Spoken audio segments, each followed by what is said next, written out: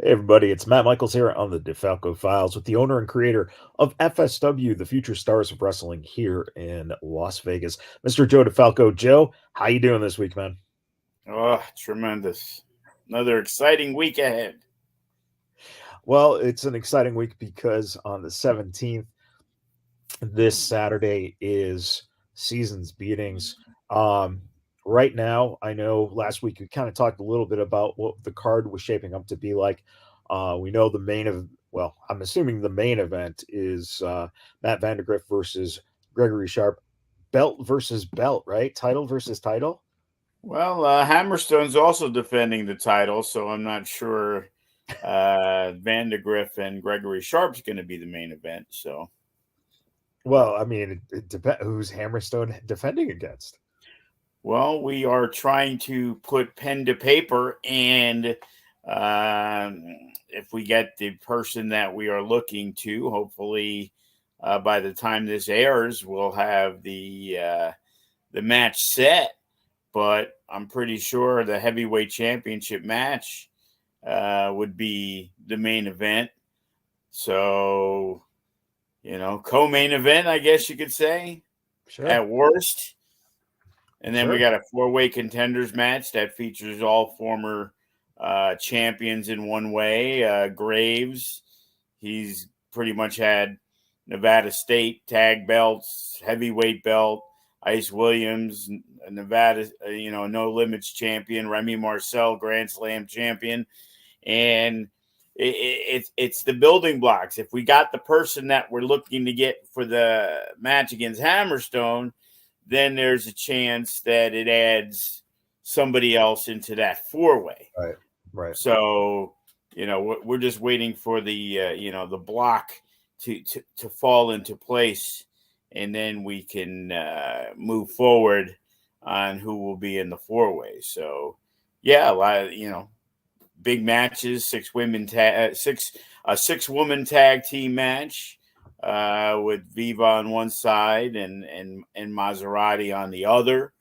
Uh, Primo Henio will return. Right now, it looks like we're maybe doing a triple threat match with Primo Henio, Jordan Cruz, and Devin Reno. Okay. That will be a match on the card. We're working on a 6-man tag that will feature the likes of Clutch and Kevin Koa and Blair Brody. So it's going to be a mixture of some of the younger up and coming talent, as well as some of the veteran talent. So we got a lot on the agenda. Nick Xander's scheduled to be there. If Nick Xander's around, I'm pretty sure Nick Bugatti will be in the area. Sure. So we're looking at it as you kind of say the final FSW Arena show of the year, but I guess the New Technically. Year's Eve show is really the final show of the year. So I'm looking at this as possibly the biggest FSW Arena show of the year Yeah. to end the year off right. We got a toy drive, $5 off admission with a new unwrapped toy. We're going to do a raffle, $5, 3 for 10, and we're going to give away. Hopefully, some of the wrestlers will contribute, but we hope to have a good amount of memorabilia, merchandise, free tickets, whatever it is to enhance. It's all for a great cause. I believe the toys and stuff is going to be donated to Shade Tree, Okay. which we've done in the past. So, we're hoping for a good turnout. Yeah, it's a great way to go see a show and also give back as well. Um, is this what we consider kind of a DeFalco classic card with 6-man tag, 6 women tag, four-way scramble, three-way scramble? Is this how we get everyone on the show? Yeah, but it makes sense in what we're doing. So sometimes we're just throwing together uh, multiple person matches. But in this case, the women's 6-person tag, it Right. fits of what we're doing. We got some rising stars in the women's division, and we got some established ones, Right. and that's a good match. And who's deserving of wrestling the heavyweight champion and no escape? It's easy to say Hammerstone, but we're putting an obstacle in the way. Right. So the winner of the 4-way is going to get an opportunity at no escape. And we're putting in, 4 all-time greats in FSW. So, you can't look at that match. It's not a random pre-show match where we're trying to get 4 students on there Right. or one guy on the roster and 3 students. This is for all the marbles. The winner gets a shot at the heavyweight championship. And then, with Vandergriff and Gregory Sharp, 2 of the best of this year. You can argue either way who's the wrestler of the year. I don't think anybody would doubt that it's either Gregory Sharp or Matt Vandergriff. Well, here's the final litmus test. Right. Gregory Sharp has wrestled, the Remy Marcells and the Davey Richards, while Matt Vandergriff has wrestled, the best of the best. He's Yeah. wrestled Trey Miguel, and he's wrestled, a who's who that, Right. offhand, I can't think of, he wrestled TJP. That might have been the year before. So, but it's Speedball. like, He was the sheriff. Speedball. Mike Bailey was the one match I can think right, of. Mike Bailey he had, and he had the trilogy with Jay Vidal. Yep. So, who I believe was last year's wrestler of the year. Right. And Matt took that one. I believe 2-1 because he won the belt, lost the belt, Yeah, I think it was right, and then won the belt. So and then won the belt, and then he kept the belt. So I think he beat him 3 out of 4 yeah, in that yeah, situation. right. Because the fourth match was Jay's loser leaves Swan town song. match. Yeah.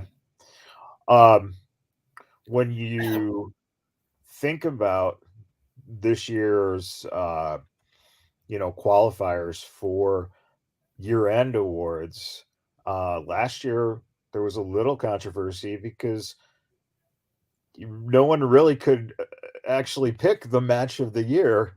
Are we looking at the same scenario this year?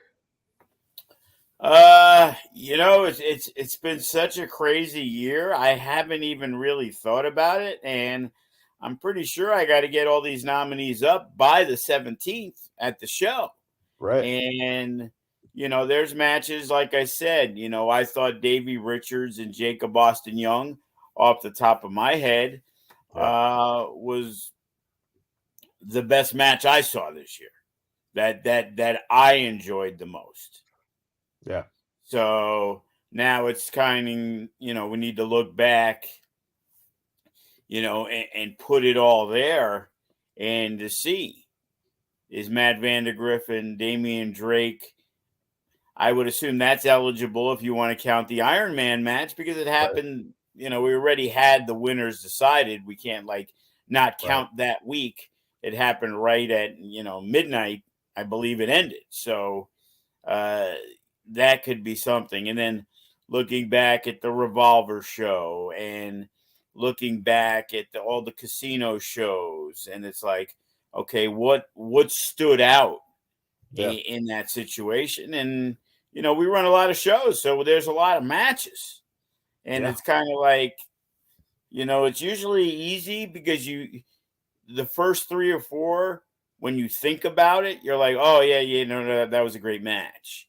I remember Jay Vidal and Eli Everfly this year Yeah. was a tremendous match. So again, you have to go back and say, hey, what about Ice Williams and Hammerstone? A lot of people, felt that might have been one of the best matches of the year. But I'll be honest, like I haven't even thought about it, and I have to. But it's like, rookie of the year. That's a tough one this year. Like I'm not sure we've had really anybody who's a rookie that has stood out tremendously. Like last year, Nick Xander, Bodie, Brett the Threat, those were easy choices as three nominees. So so you're And so you're looking, if the fans decide, it's Jimmy Jack. guys only had like three matches. I'm just saying, if the fans decide, they're gonna Well, vote yeah, Jimmy. yeah. We don't let the fans decide because the fans are based on not even sometimes fans. Their favorite wrestler tells them to go vote, and it's like, oh, I had 62 votes, and it's like, yeah, 59 of them never came to a show. You know what I mean? So That's a great point. Do you think guys like Davion uh, would would qualify this year? Would he look as a yeah, rookie? I got to look at the list. Like, I'm pretty sure Alice Blair was nominated last year because I Right? believe she had the matches, and I think Davion did too. So Yeah. I have to like Wow. look at the list of everybody to see who's eligible because I remember there was the year with Ice Williams that he kind of overlapped, so he kind of didn't get, if I remember correctly, because he only had a few matches, yet we included him in the rookie of the year and he had no shot. And then the Right. next year, it's kind of like baseball. You got to have those Right. 144 at bats. If you have 137, you're not eligible, but then you become eligible the next year. For next So year. technically, it's still your second year. Like Yeah. Hero Lou won the rookie of the year, but he actually debuted like 2 years earlier Right. and he tore his ACL. And other than the Rumble, I'm not sure he had a couple of matches here and Yeah. there. And I also got to look at Arizona. Devin Reno, I believe this is his rookie year. With that Or whole, Blair Brody I could was be gonna the say that whole crew probably qualifies for rookie of the year. right. So that's also, that needs to be, taken, you know, we had Yeah. that in the past. I remember Hammerstone and Che Cabrera were the two main guys because we didn't have FSW guys, but Hammerstone, we don't make a rookie of the year the guy who debuted in FSW as his first year. It's his first year in the business. And that was Hammerstone's first year in the business. That was Che Cabrera's first year in the business. So I have a lot of work to do over the next week or 5-day period to, take a look at, Sorry to bring these. that up and make more work for you. Yeah, but it's part of the gig and you like to reward the people. Sure. It's always easy. It's like, okay, uh, who's the most hated wrestler?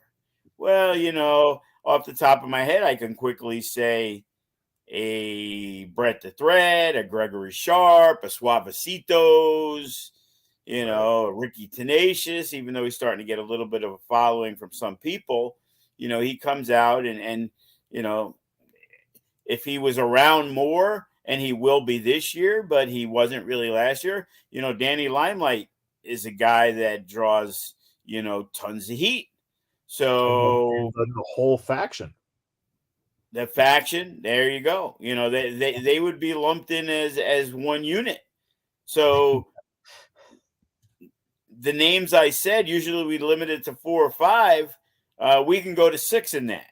We Yeah. can go to, who is the favorite wrestler of, FSW. Well, you always hear the reaction when Funny Bone comes out, when Cody comes out, when Remy comes out, when Hammerstone comes out. Graves we didn't use as much, who's been a most popular guy. Chris Bay, does he qualify? Maybe he hadn't enough matches, but he's easily one of the most favorite wrestlers. Matt Vandergriff is really, skyrocketed back this year. Damian Drake, Yeah.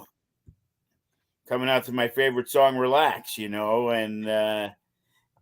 Nick Zander, Yeah.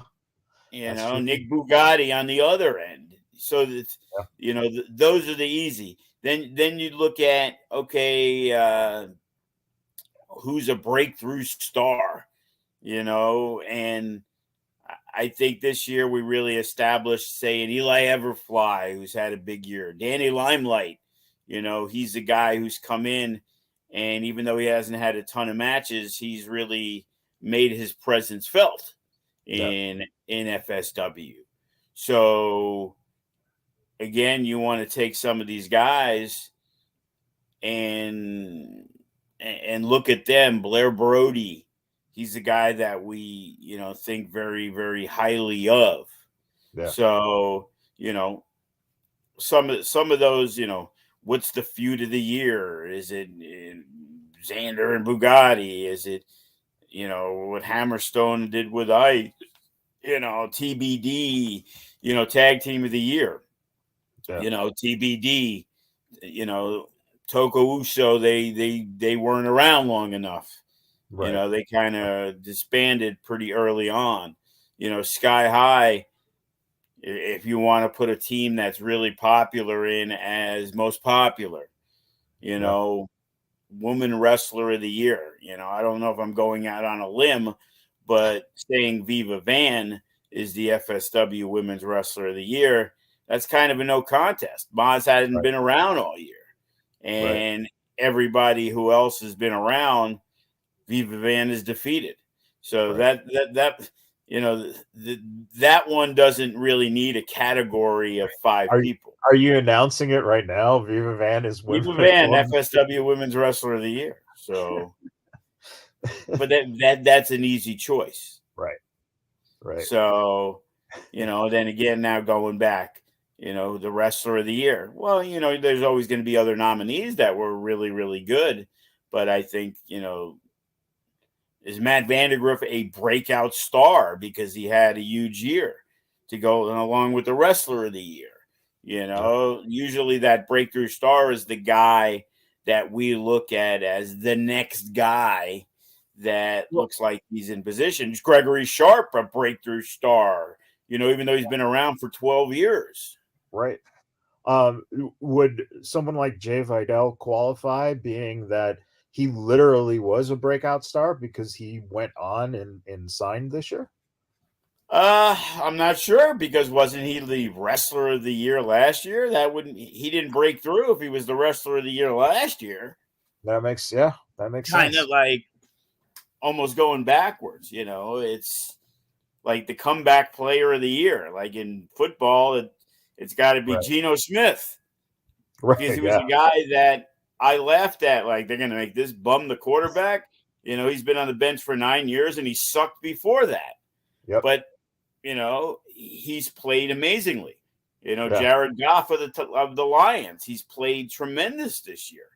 Yeah. And, that's what you look at as comeback, breakthrough.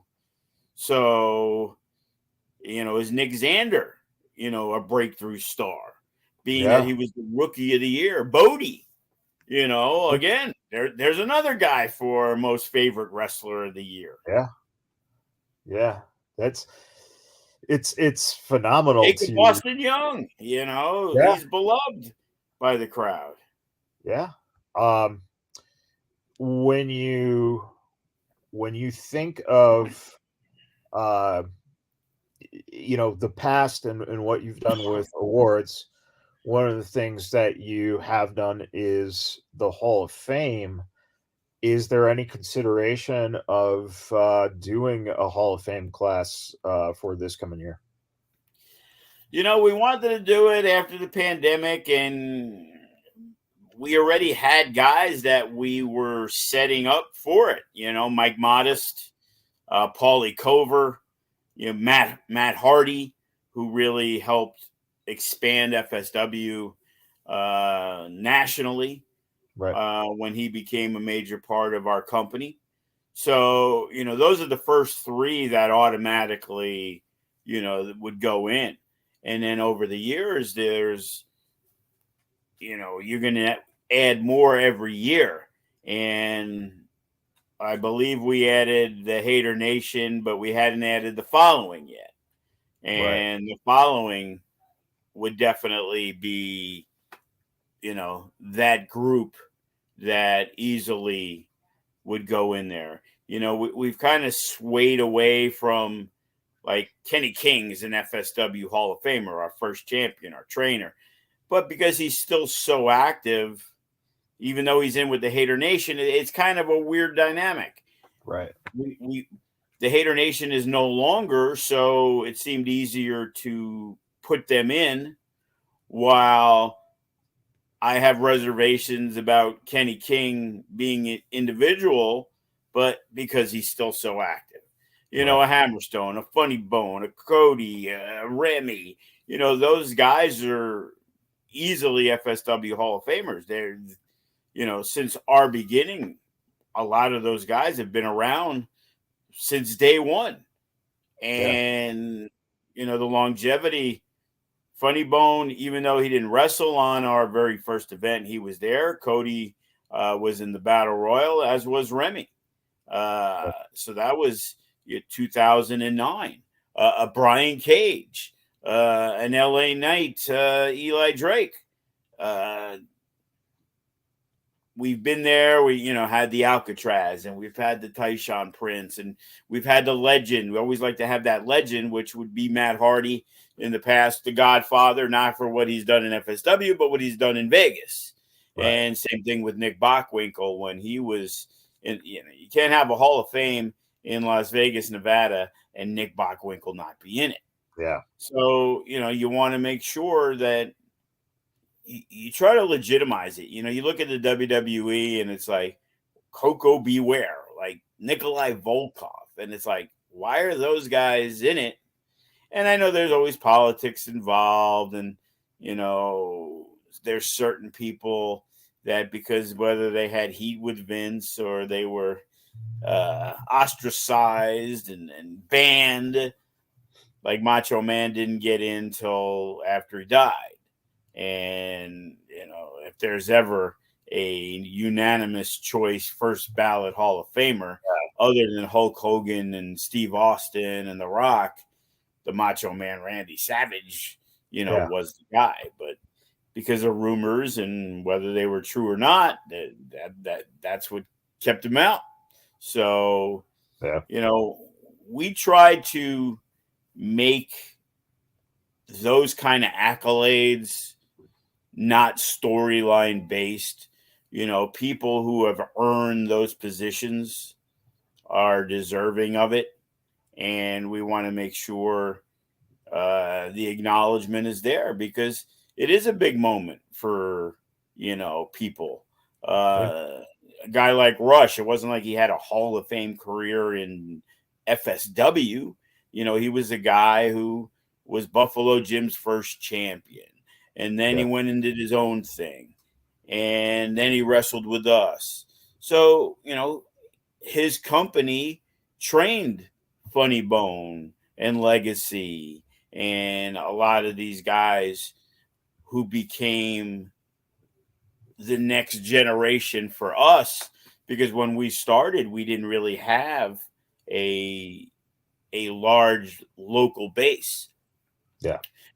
All our tag teams minus Funny Bone and Legacy, they were the homegrown guys. They were the only ones from Vegas. We had brought in the Von Dooms and the Commandos and the Reno Scum and guys out of Arizona, because we had to search for tag teams, because Yeah.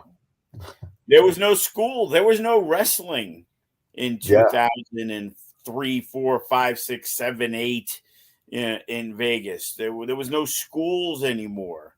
So for me to start a company, I had to go searching. And that's, when I found the Young Bucks and all the guys that when you look at our first show, Legacy had just started his school. So Right. guys like Sugar Brown, who wasn't Sugar Brown at the time, and Legacy and his crew, Mike Delight was a referee for the opening match, which was the VCW, which was Legacy's company spotlight match that Kenny King went nuts on because they're doing Towers of Doom spots in the pre-show match because they're excited. It's their first fucking match ever, like all these Right. guys. And then the rest were in the Battle Royal, where there were guys that were left over, say, from, Rush's school. Big Reno Tafuli was in it. Big Samoan guy, one of the strongest dudes I've ever met. Jason Portain, Scotty Ice. Remy was friends with Scotty Ice, and he was in town, and he used to train a little bit in Vegas, went to Ring of Honor. Cody was at Adrenaline, and he did where he got choke slammed over, and that's when Crash Test was born.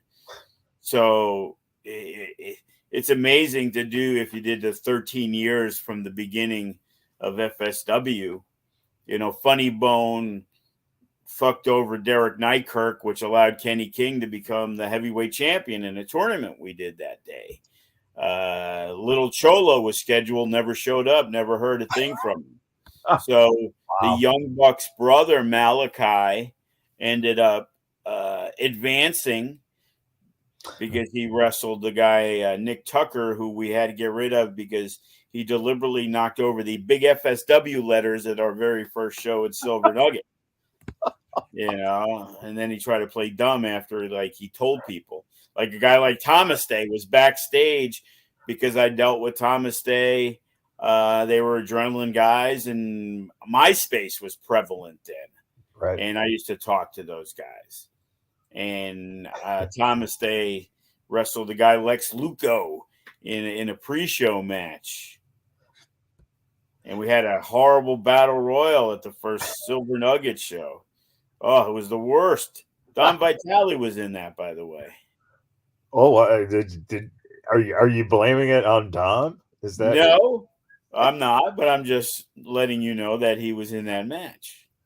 And um his old partner, Frenchie Riviera, when they were Frenchie the Freak Riviera? Show, Yeah. because Gallo and Nykirk and this guy Woody, who used to be a bodybuilder, and Ryan Castellucci, who recently passed away. They were the Atlantic City All-Stars, and they were part of the tag tournament. So, yeah, it's crazy looking back, 13 years of everything that's gone on and seeing who's still, and I always say it's funny. You look at Remy, Cody, and Funny Bone, and they're in way better shape than they were in their early 20s. Yeah. Has it ever crossed your mind? Have you ever thought about running a special show that revisits some of those matches from, maybe the first 5 years or so that you would, be able to maybe, bring back some people to, have that one more match against each other as kind of a tribute to the first few years? I'd love to. It's unfortunate because Vegas being as transient it is, so many people are in and out. There's so many fans today that aren't aware of the guys in the past. Right. And a guy like Legacy was a major part, the Hater Nation, tag champ, no limits champion. And I remember here's a great idea, the anniversary battle royal. We try to bring back some of those old faces, and he gets introduced. And it was funny because it was one of our younger guys at the time, and I guess Hater was back there, and he was like, "Hey, listen up, crowd's gonna go crazy for this one." And they announced Legacy, and it was just kind of like, okay, who's that? Because it was just too many people were unaware of who he Yeah. was anymore. It was 4, 5, 6 years, but it wasn't 15 years. It was 4 or 5. Yeah. And I remember people with tears in their eyes when the Hater Nation broke up, when they lost the big match at Silverton in the main event where all the belts were on the line. It was Tyshawn and the Commandos against the Hater Nation, which was Hater, Legacy, and Kenny King. And, they cut a promo after the show when they lost that pretty much nobody left. They were such a popular tag team. Yeah. They were such a popular faction that you would think a few years later it would mean like, oh, man, this is awesome. They're back. And we even did the match where we did Sugar Brown came back and we did the anniversary show, which we did do. And Bryce ended up no show. Haven't heard from the dude since. He showed up for the anniversary thing and for the Hall of Fame that we did with the Haters. We set it up. It ended up being, and that's what put Cody and Jake back together. Right. Like you saw the chemistry, but the people were still behind them because Cody and Jake were still integral parts of FSW. Right. So what they did in the past was easy to be reminded because they were still doing the present day FSW while the other guys weren't. Yeah. Which became weird because we had to have because Cody and Jake were the main guys still, and we weren't really using the other three. We did a 2-on-3 handicap match where the two guys had to win. Right. So yeah, we've thought about it. We did I remember we did the Hall of Fame and Tyshawn Prince did the Battle Royal. So we've been fortunate, I've jokingly said to Alcatraz numerous times to get Big Al back in the ring, but unfortunately, he's busy. I think he's the new Santa Claus, so I think he's busy for season's beatings. Yeah, hey, man, either go back in the ring or stay with the coffee business. I think Alcatraz is now formerly. Who would have thought he would be a connoisseur of coffee? Right. You have New Year's Eve's Countdown to Midnight coming up on New Year's Eve. Any updates on that? Have you signed any matches? Have you even thought about what you're looking to do for that show? Yeah, we got a couple of ideas. I'm trying to see who's available the 17th, who's available the 31st, because the 17th is pretty crowded. Yeah. So some of the guys who can make the 31st, it's kind of like, hey, we're going to leave you off the 17th just because there's just not room. We have so much that we're building toward No Escape. I do have commitments from, a good amount of talent. Like Damian Drake won't be on the 17th, but he'll be there for the 31st. Matt Vandergriff, he's always available, so he'll be there the 31st, and Gregory Sharp will be there the 31st, and Nick Xander will be there the 31st, and Bugatti will be there, Clutch. Some of the younger guys will get an opportunity because it's definitely a show that I'm not looking for somebody from California and Arizona to drive into Vegas on New Year's Eve. That 5 hours might become 9 to wrestle on a show. So we're definitely going to keep it localized, which means some of the younger guys who you may only see on Future Shock or an occasional High Octane will get an opportunity to wrestle on a little bit bigger stage, being the New Year's Eve show, which we've had it as this will be the 3rd year tradition. I heard yesterday your boy Jimmy Jack fractured some ribs last week, so he might be on the shelf for a little bit. But fractured 4 ribs, I believe. Jeez. Injury update. Again that always makes me wonder, like, how do you view that when an injury happens, but it's not under the FSW banner. It's, wherever else someone has wrestled. Is Well, it that always makes me curious. Was he in there with somebody who was experienced? Because in wrestling, there's tons of injuries all the time, and sometimes it's not anybody's fault. right? But we that's why we also say, hey, you know, again, a Jimmy Jack is not in this position to where he's going to dictate to some other promoter who Right. he's going to wrestle. But, you also want to make sure you're not wrestling somebody who, when you know you're pretty green, is greener than you, Right. Yeah. because it's a recipe for disaster. You Yeah. could fuck somebody up or they can fuck you up. It isn't generally going to always be the other person's fault, but you're in a position to where, you're inexperienced and you want to get reps, but you wrestling a Brett the Threat who has gone through those growing pains, and now he's 2 full years in. He understands more than when he did 2 years ago when he first started, where he got the opportunities to wrestle Remy Marcel and he wrestled Hammerstone. And even though we involved him in feuds with like Nick Zander, he also wrestled guys that were, Yeah. at the top of the heap Yeah. to get that experience and hopefully learn. Yeah. And with Jimmy Jack, like, I don't even know who he wrestled and how he got hurt or whatever. I'm assuming it was in a match last week. So, but the question is, who did he work? Yeah. Was the guy that shits? Was the guy inexperienced? Did the guy do something wrong? Or was it Jimmy Jack's fault? I can't put Yeah. blame on somebody because I don't really know. My son picked up some more lighting. So I could just see him now trying to blind out the place with all his new gobos and all this other stuff.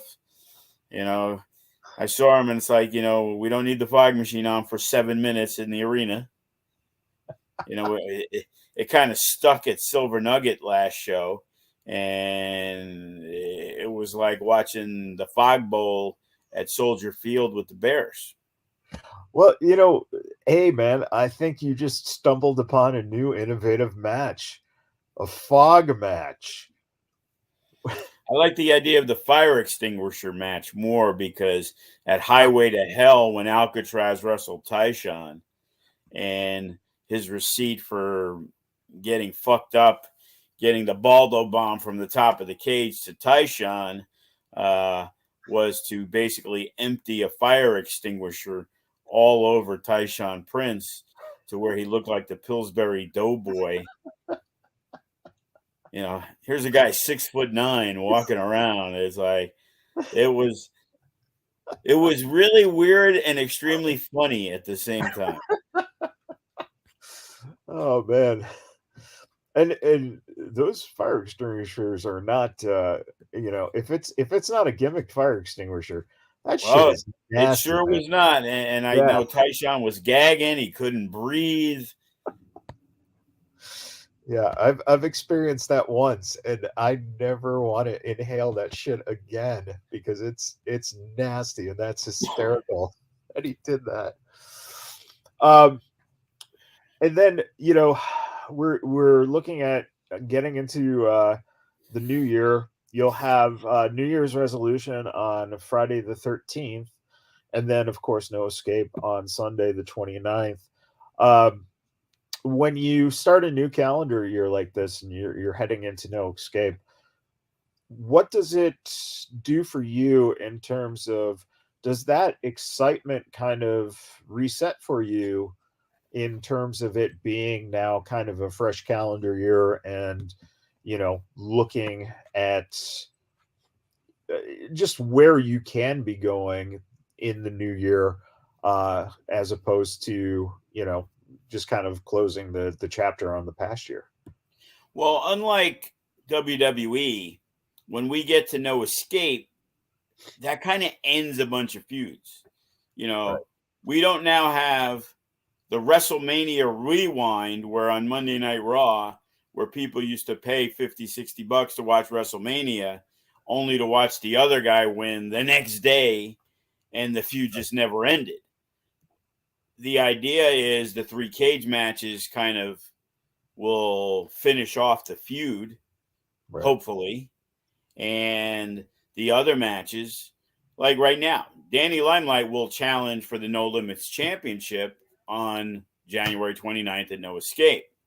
Now, whether it's Matt Vandergriff, Gregory Sharp, or anybody else, because Matt Vandergriff, he's got tons on his plate. He's working Sharp on the 17th. Whatever happens there, if he gets by that, I'm pretty sure on January 13th, a guy like Jordan Oasis is going to get one more opportunity. So that's in play. Whoever wins the FSW heavyweight title match on the 17th will wrestle whoever wins the 4-way. Right. So the January 13th, there will be some matches already made, and we will be finalizing the build-up. And, of course, we're still going to put 8-9 matches on the show.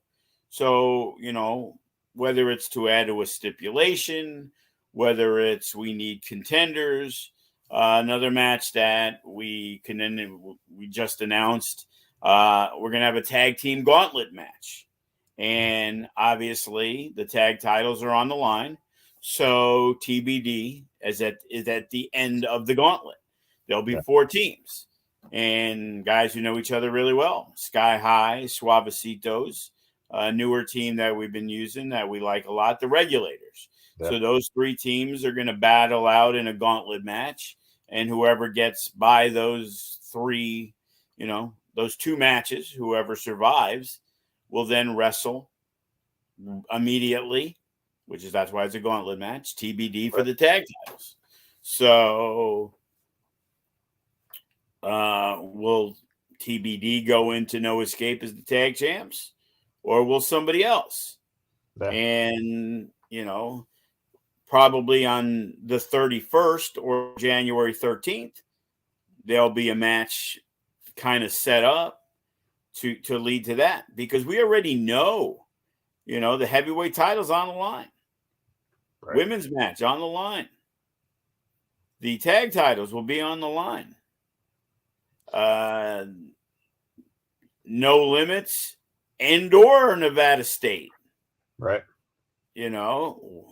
So that's at least one more match. So that's at 4. And then it's filling in and, what feuds we have going on. 3 will be in the cage. So there's a good chance there's at least 4 title matches on that show.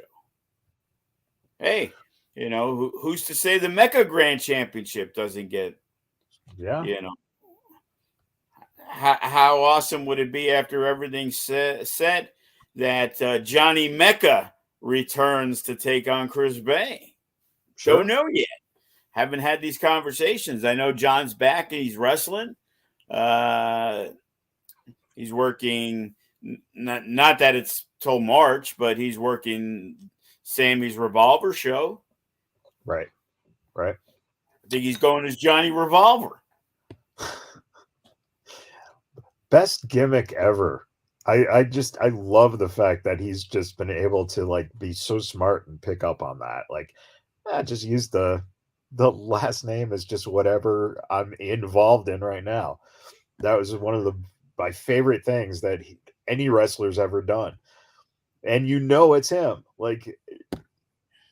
It's so smart.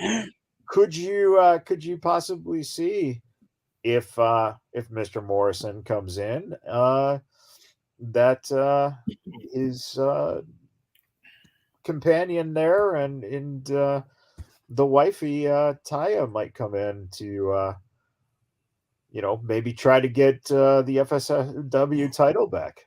Well, I know in the past, there was a rate for John, and then it was kind of a package rate if you brought in Taya.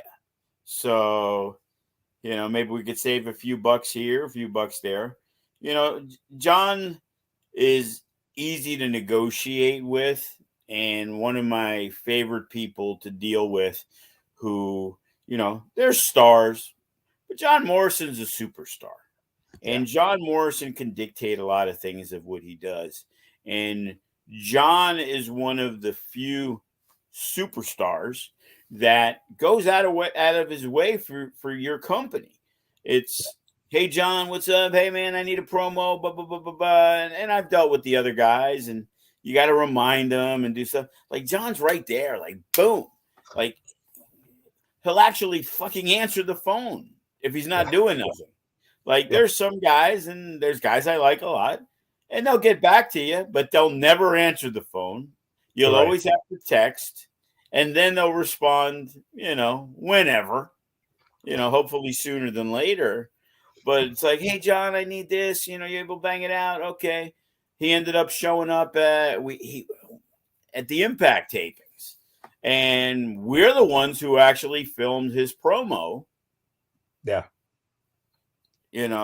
Where he unfortunately had to cut 3 promos because he was congratulating whoever, would win the Mecca Grand Championship because it was the night before. So, but he's cool like that. Like he's okay. Joe, I still love the fact that even though pro wrestling is a scripted work, you still required him to do 3 different 3 promos. We don't know who's going to win. What happens? Something happens. At our very first Silver Nuggets show, we crowned new tag team champions when we weren't supposed to crown new tag team champions. To this day, I still think Tommy Zuniga got offered weed from the Commandos not to stop the count. But, that again will go into the lore of the, when I'm dead, the history of FSW from day one. We went through this whole tournament for the Von Dooms to win the tag titles.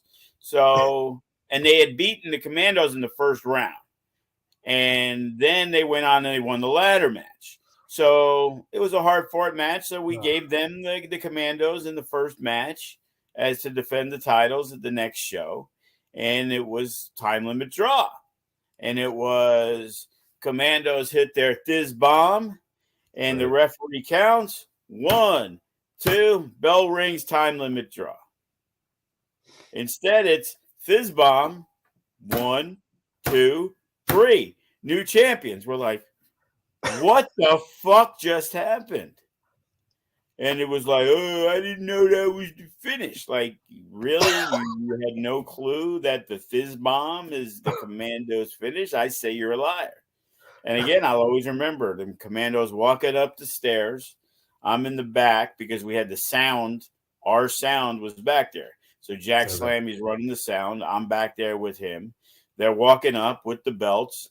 And, one of the Commandos, can't really tell them apart too much, but he's walking up the stairs. He looks at me and goes, and just kept walking. And it was like, what the fuck? And we had new tag team. That was like maybe our second or third Silver Nugget show. And it was really a wake-up call because it was a shit show from the fucking beginning. And it was like, well, this is the perfect way to finish it off where, matches that should have been good just turned out that they weren't. And everything that we had done the first 2 or 3 shows was like, oh, this is fucking simple, man. Like, I can't believe nobody's done this. This is fucking great. We're awesome. And then all of a sudden it was like, oh, this match sucked and this thing happened here. And it was like the perfect ending was, guess what? We're going to have new champions without having new champions. That should be an episode of From the Vault. That's what I still need to bring back. That was like my favorite thing we did, From the Vault. It was like, wow. Back in the day, Jacob Austin Young one was my favorite one because Jacob Austin Young was, part of the following, didn't really say anything. You didn't really know who he was. And From the Vault, it was kind of like a documentary type thing that we did. And it really opened up to like wow, I really like this guy. He talked about his passion in wrestling, especially the Japanese stuff, and you really learned a lot. And we did one with Cross that was also real good, and I believe we did the Whirlwind Gentleman. But it was a really in depth thing. It was almost like wrestling's behind the music type of thing. Sure. Yeah. And we ended up doing one with Bay. I'm not even sure if it saw the light of day. We put one together with Lacey a little bit. She ended up getting signed, so I'm not even sure. But from the vault, there's so many crazy moments, things like that. Hey, how did the FSW GCW show? How did that get all put together? I think fans would enjoy Yeah. learning the backstage stuff. Maybe Effie would be surprised that his boss was the one that had the idea and put together him and Disco instead of thinking it was me this whole time, as Jay Vidal relayed to me. Like, I don't know why he put that match. It was like, because I fucking didn't. It was the only match your boss kind of insisted on. So, but the backstage stuff and the light tubes and how we got to that with Cody, who didn't want to do GCW light, and we were insistent of no light tubes in the arena because the fans are 6 feet apart. When I was at the Nerd Bar and Jimmy Lloyd was there and he cracked a light tube, as I watched the light tubes fly right past the guy's head who was sitting in the audience. And I guess that's what they pay for. But to me, it's a walking lawsuit. And It was like in our building, especially at the GCW show, because it was so close, we had no guardrails. Right. So the guy was literally 3 feet away from you. And when somebody loses an eye, who's the one who's getting fucking sued? It's going to be me. So, we agreed that we took it into the alley and they did whatever they wanted. If the fans wanted to circle the area and get hit by light tubes, so be it. But, just doing that and putting some of this stuff together and some of the, whether it's the dynasty with Sally or the following or whatever it is, there's so much. Like Brian Cage lives in town. I'm pretty sure, maybe not with AEW, but the rise of him. I was just on the Facebook and it had a Facebook memory, and it was literally like the end of 2009, and that was when Gatson and Brian Cage wrestled, and that was Brian's first match in FSW that ended up being the 2009 match of the year. And you look at Brian and you're like, wow, how he was so skinny. But I remember in 2009 when we came in, we were like, wow, this motherfucker's jacked. Yeah. But he got progressively bigger, literally 14 bookings in a row. Like every time you saw him, it was like, hey, this guy's bigger. Hey, he's big. Holy shit, he's bigger. And then it'd be like, geez, how could he be bigger? But he always was. Yeah. But it's funny because it was kind of like that Scott Steiner stuff, except that, Steiner would still do the Frankensteiner and do a couple things, but he really limited his prowess of the high flying stuff. But Cage was always a guy who, despite being his size, was still doing a lot of stuff that some of the older school veterans complain about because he's so big that he's doing all this stuff. And it's like, well, that was his arsenal that got him there, and he's continuing to do it. Yeah. But it's just funny looking at that picture and some of the comments, like people are like, holy shit. Like they can't believe, they probably thought that Brian Cage could only have been that small when he was like 12 years old. And I would like to see you run that matchup. Speaking of going back to match, I'd love to see Gatson now against Cage now, because I think that would be a phenomenal, just a phenomenal work rate match between those two. Well, yeah, there's so many different things I'd love to do. Like, sure, let's go flashback 2012's match of the year and redo it. It's similar to me having the idea of doing like a real night of champions where the only people on the card were champions, and Champions, yeah. having the heavyweight champion defend against the former heavyweight champion, or a no limits match that has Matt Vandergriff, Jay Vidal, Ice Williams, Damian Drake, and Remy Marcel, for example. And Yeah. it's just all former champions battling each other. Like, we were looking at one point because we were talking to the Reno Scum. The Commandos have always wanted to come in. And that was one option for a no escape, to do like a 4-way match between TBD, Reno Scum, Suburban Commandos, and the 1%, now known as the West Coast Wrecking Crew. Like, those are, the current champions against 3 of the most decorated tag team champions we could have. Obviously, the Whirlwind Gentlemen are no more, but other than those 3, the Von Dooms, I think Cyanide's been too busy selling houses for the last 8 years. I don't think he's really wrestling much anymore.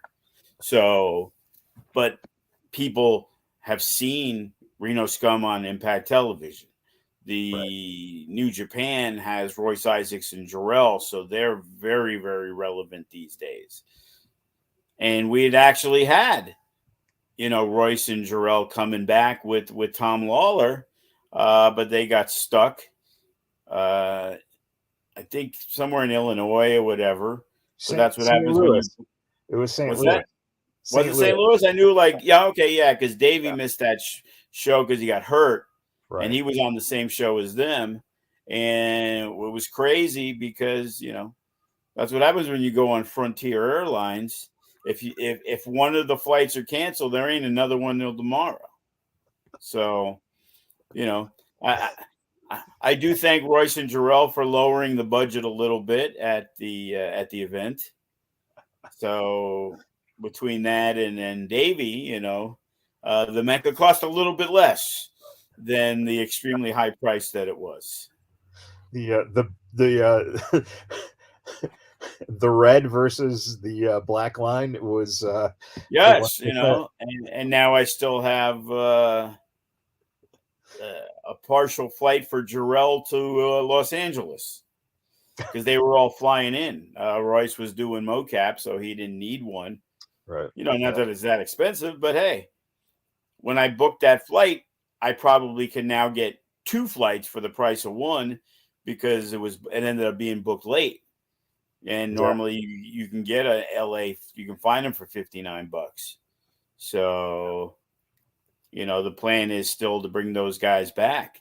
And obviously, since we're working with making sure that we don't collide, especially the casino shows, with New Japan, who runs them on Sundays. So, there's a great core of talent, especially now that they're using Sharp and Jacob Austin Young too. Right. So between that and Limelight and Bateman, who we like to use, and sometimes Lawler at the bigger shows, and Royce and Jarrell and Atito, and now Che's working there that we've been those are 8 guys that we couldn't use, like I said before, at Against All Odds. Right. That, boy, we might have had to do a 40-man rumble that day. And let's face it too. Like Chris Bay just went over to Chris Bay, and he worked at New Japan. TJP, yeah. You could actually run an FSW versus New Japan show and not have to bring in anyone from New Japan. And just label it. I mean, talk about selling Fight TV buys right there. Pretty simple. If I don't have to pay Rocky Romero, I'm good. Man, his prices skyrocketed from when he was our boy back in the day. Hey, he's put in his dues. He's earned his bump. He sure don't give me the Boricua rate. I'll tell you that. As we get ready to kind of wrap up here this week, ROH had a pay per view, and now Brian Cage and Toa are part of the three-man tag champions of ROH. Great. Now their rates are going to go even higher from the last show. Jesus Christ. Yeah, that was another one. I had actually Toa and Khan, even though they're wrestling separately, as the Gates of Agony, they're going to be at PCW on January 27th on the Friday. So he had reached out to me last year or whatever, Khan. So I reached out to him and said, hey, I'd love to do TBD versus the Gates of Agony, but unfortunately, Khan's booked in Houston on January 28th. And we were looking to do that tag match at No Escape, which would have been, a big match for them. And keeping Toa in the mix, it was obviously at the Against All Odds that there's a lot of people in the audience that watch AEW because Toa got the biggest response he'd ever received in an FSW ring. Yeah. And people were a little disappointed that he didn't win the Rumble, that a lot of people were rooting for him. But, as we told the backstory of the late addition of Matt Vandegrift into that match. Right. So, it's crazy, the promoter's job. And that's what most of the fans don't see, that inner workings of how things have to be changed and adjusted. And, 5 days before the show, oh, by the way, AAA decided to do a show and Sam Adonis, who was booked, can't make it. So, right. We have to change the options because of the politicalness of the MLW guy versus the AEW guy. And it's just like shark infested waters and trying to figure out who can do what and what's allowed. And man. Yeah. And that, I don't think people realize that literally runs all the way till the final bell at the end of the show, because you never know what you're dealing with at any moment, even backstage 2 minutes before someone's ready to go out. So it's very interesting how much adjusting has to be done sometimes. And as we've talked before, you have travel issues, you have booking issues with the other offices, and then you just got regular people issues with stuff going on in people's lives, or something coming up where they can't make it, and that leaves you to scramble and adjust. But hopefully you'll be safe from having to adjust over the next few weeks, and No Escape will go out without a hitch. It will go off and everything will be good, and everything you planned will go down smooth and perfectly. Yeah, no doubt. But you talk about Cage and Toa winning the 6-man. Chris Bay, he advanced to the finals. And TJP, they're the tag champs in New Japan. And it would have been a clean sweep if Lacey Zoe would have won that Iron Challenge, the Survivor Challenge. She got the first pin, but unfortunately they didn't give her the win, or it would have been a huge FSW week. Solo Sikoa had another tremendous week, and he beat Matt Riddle so bad he sent him into rehab. Yeah. And you had, of course, Mr. Cross show up and just give Ray some advice. It was some really, really good advice that Ray should listen to. Yeah, he should, being that, Ray's having issues with his own son, Kevin can be a mentor in that situation. I think he would do a much better job than Scorpio Sky as their personal psychologist. Oh man. As we look to Saturday, again, remember it is at the FSW Arena, 7 o'clock start, if I'm correct, and That is correct. 7 p.m. start. Get it's $5 off your ticket. exactly bring an unwrapped toy, get $5 off the ticket, and uh, since we're putting it out there, Joe, I think FSW fan page people should start hitting up what they think match of the year was.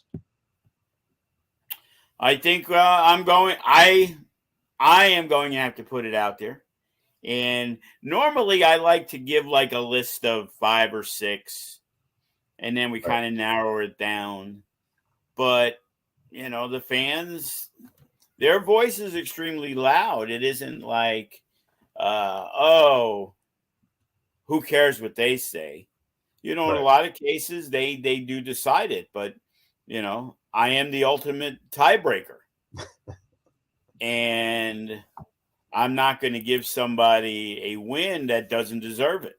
So, if somebody comes in and says, "Hey, Brandon G, wrestler of the year," unfortunately, Brandon G's got more things to worry about, like the referee who he picked on.